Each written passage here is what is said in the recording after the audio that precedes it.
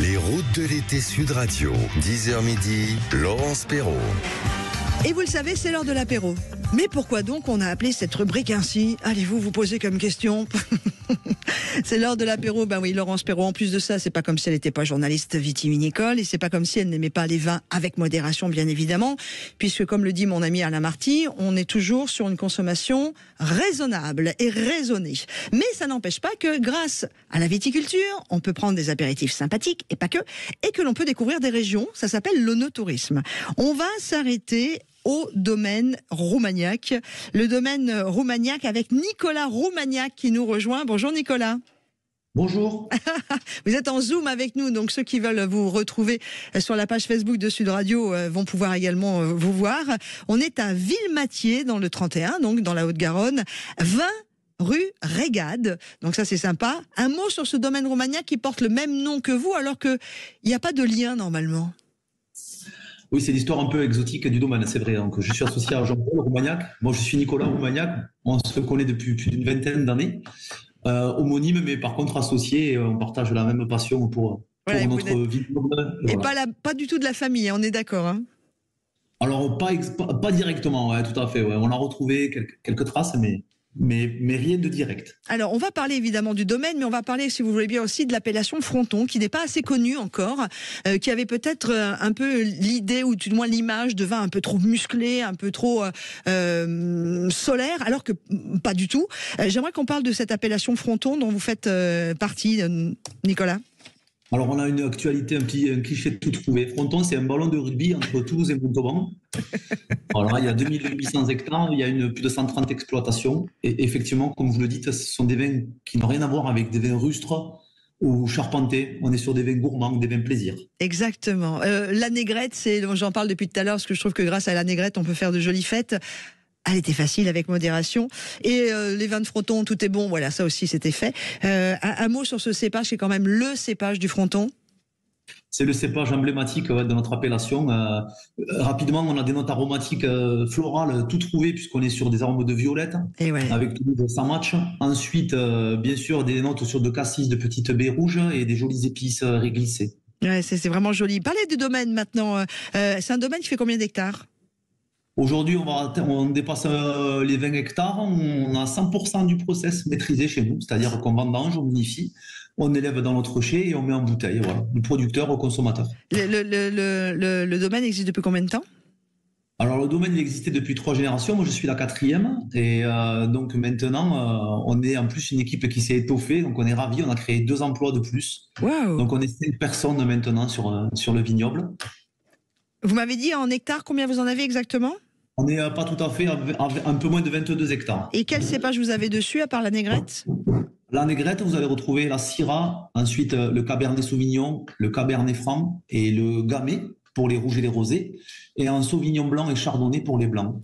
Et est-ce que vous faites des assemblages ou vous faites aussi des 100% négrette ou des 100% gamay ou des 100% cabernet? Comment vous travaillez? On est toujours en assemblage, ouais, effectivement. Ouais. Ce qui est intéressant, c'est un assemblage donc de plusieurs cépages et aussi de plusieurs terroirs. Parce que nous avons 3 terroirs différents sur le domaine. C'est-à-dire, surtout du côté des sols, j'imagine, puisque le terroir, c'est effectivement la météo, la main de l'homme et le sol. Là, vous voulez me parler particulièrement des parcelles? Oui, ça c'est un peu ma phrase. Je dis toujours, il faut 3 choses pour faire du vin. Il faut un vigneron, un terroir et un climat.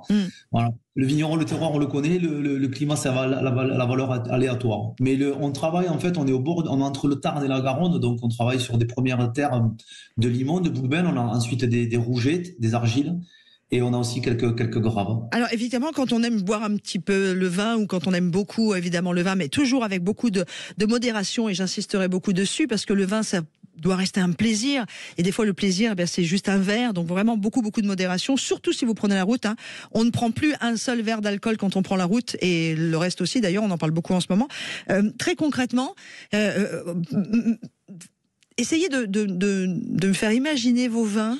Par exemple, la négrette, vous nous avez parlé un peu de ces notes florales, ces notes de violette, ça tombe bien parce qu'on n'est pas très loin de Toulouse, mais en bouche, ça va me donner quoi? Quelles émotions je vais vivre avec ces vins, toujours avec modération évidemment? Aujourd'hui, on a en plus beaucoup d'outils qui nous aident. On a par exemple une machine à vendanger qui a une table de tri embarquée sans être trop technique. Elle expulse tout le végétal, donc on ne met que de la baie et du jus en cuve. Voilà, vous mettez pas la rafle en fait. Ouais. Exactement. Donc on va avoir des vins très ronds, des vins gourmands. On va avoir quelque chose d'assez gras en bouche. On est sur des notes de fruits rouges, de petites baies, de jolies épices, sur des notes de poivre blanc, de réglisse.